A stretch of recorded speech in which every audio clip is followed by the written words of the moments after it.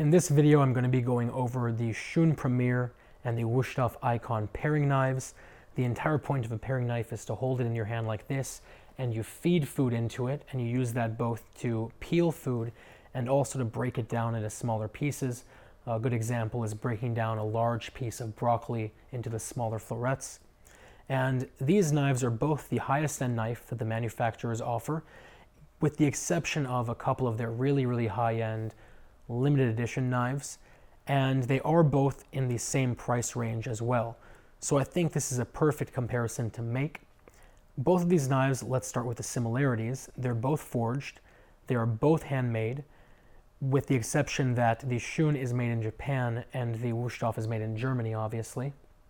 And they both have very similar cutting angles. The Wusthof is a crazy sharp 14-degree angle, and the Shun is a very sharp 16-degree angle. This is a little bit sharper, but you also need to consider the metal that it's made out of. The Shun is made out of VG Max metal, which, as you all know, VG10 is the gold standard in the knife-making world, and it is very hard, it is very resilient, and it holds an edge very well. VG Max is a notch above that, so it's even harder, even more resilient, and it holds an edge even better. So what that means in this case is the Ikon, with its very thin blade, is going to be very delicate. And the problem is that with the softer metal, it's going to bend easier, it's going to flatten easier, and at the end of the day, it's going to get dull much faster.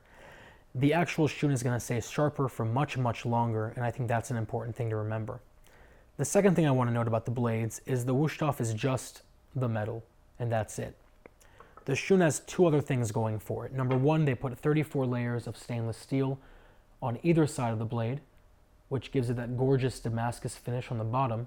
And number two, they did a hammered finish on the top, which not only looks gorgeous, but it also helps food release. So you have all this stainless steel worked into the blade that makes it resistant to rust and pitting and staining, and a hammered finish that helps food release as well. Both knives have full tangs. The Shun has a symmetrical handle that's very comfortable, and the Wusthof has an asymmetrical handle that's really just like the gold standard for ergonomics. I feel like any way that you hold this knife, it fits into your hand perfectly, and it really feels like an extension of your arm. Again, that's not to say that the Shun is not ergonomic, it definitely is, but this is really just a whole nother level.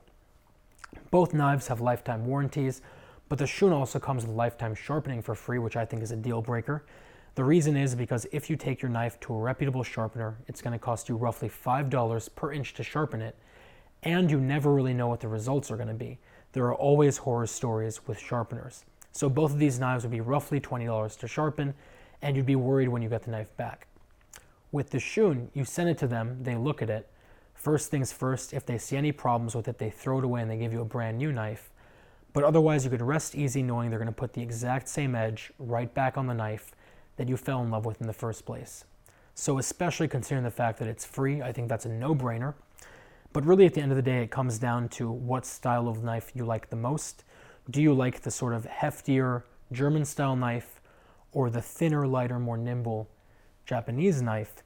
I will say that if you don't have a preference for the style of knife, if you just want a great knife, the Shun runs circles around the Wusthof in terms of, I guess, just the price and how useful that price is for the knife you get.